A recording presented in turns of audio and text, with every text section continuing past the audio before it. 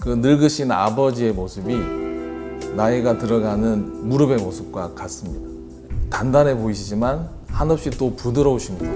그 부드러움을 바로 연골이 담당하는 거고요. 연골은 두 가지로 나눠서 생각을 해야 됩니다. 하나가 방석이고요, 하나가 장판입니다. 허벅지뼈와 정강이뼈 사이에서 방석 역할을 해주는 연골판이 있고요. 그리고 뼈를 싸고 있는 막, 이 장판의 역할이 우리가 흔히 알고 있는 연골입니다. 특히 요즘에는 다양한 여가 활동의 증가로 인해서 노인층뿐만 아니라 중년층의 연골 손상이 늘어나고 있습니다.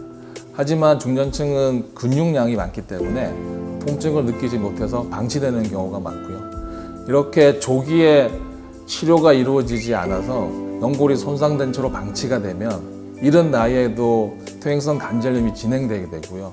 우리의 일상생활이 심각하게 불편을 초래하게 됩니다.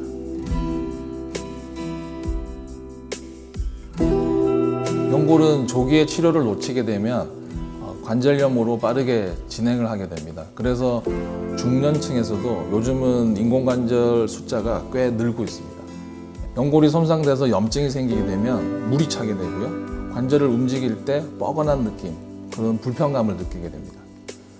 연골의 손상은 1기에서 4기 정도로 생각해 볼 수가 있습니다. 1기와 2기 정도는 초기 정도로 볼 수가 있는데 그때는 비수술적인 치료, 소염제 같은 약물 치료나 물리치료, 그리고 재활치료 등을 통해서 회복하실 수가 있고요. 그리고 연골 주사라고 들어보셨을 텐데 연골 주사는 우리나라에서 보험으로 6개월에 3번을 인정해 주기 때문에 좀 더 편리하게 비수술적인 치료를 하실 수가 있습니다. 무릎에는 연골판, 방석이 안쪽 바깥쪽 두 개가 있습니다. 그 중에서 주로 안쪽에 있는 방석이 주로 다치게 되고요. 최근에 연구가 돼서 나온 개념이 줄기세포 치료입니다. 줄기세포는 나이와 크기에 상관없이 시술을 할 수 있는 그런 장점이 있고요. 기존에는 나이가 50세 이하로 제한이 됐었지만 최근에는 연구를 통해서 특히 태아에서 추출한 제대열 줄기세포가 나오게 되면서 연골 손상에 굉장히 많은 그런 도움을 주고 있습니다. 이 줄기세포 치료는 우선 관절경을 통해서 손상된 부위를 정리하고요. 거기에 줄기세포를 도포하는 겁니다. 심어준다고도 볼 수 있는데요. 한 번의 시술로도 좋은 효과를 볼 수 있지만 어떤 경우에는 효과가 없는 환자들이 있습니다. 정확한 진단을 통해서 환자들을 고른 다음에 꼭 필요한 경우에 재생이 될 수 있는 조건을 가진 환자일 경우에만 줄기세포를 시행하는 것이 무엇보다도 제일 중요합니다.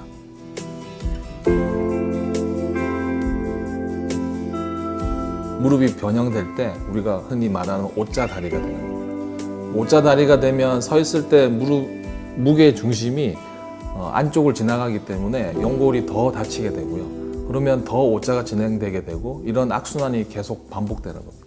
휜다리 교정술은 정강이뼈 안쪽에 금을 내어서 이 각도를 벌리면서 휜다리를 약간 X자 모양으로 체중이 안쪽에서 바깥쪽으로 이동하게 만들어주는 수술입니다.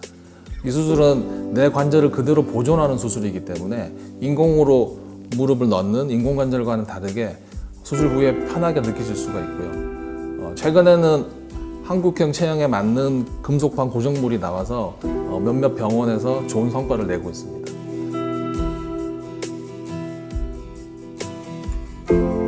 연골이 모두 다른 퇴행성 관절염 말기에는 현재로서는 인공관절 외에는 대안이 없습니다. 인공관절이란 것은 뼈를 잘 절제하고 인공관절을 씌워주는 겁니다, 뼈에. 하지만 그 균형을 잡는 것이 또 하나의 관건인데요.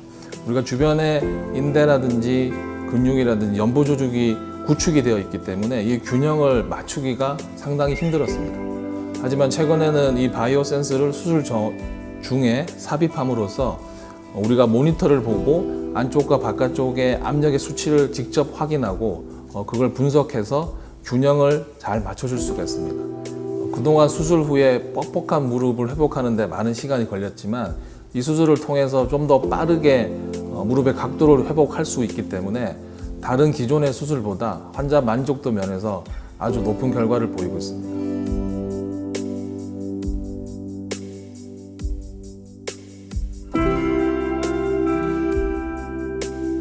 무릎은 무엇보다 그 연골 손상이 발생했을 때 그 시기에 맞는 적절한 치료가 들어가는 것이 중요합니다.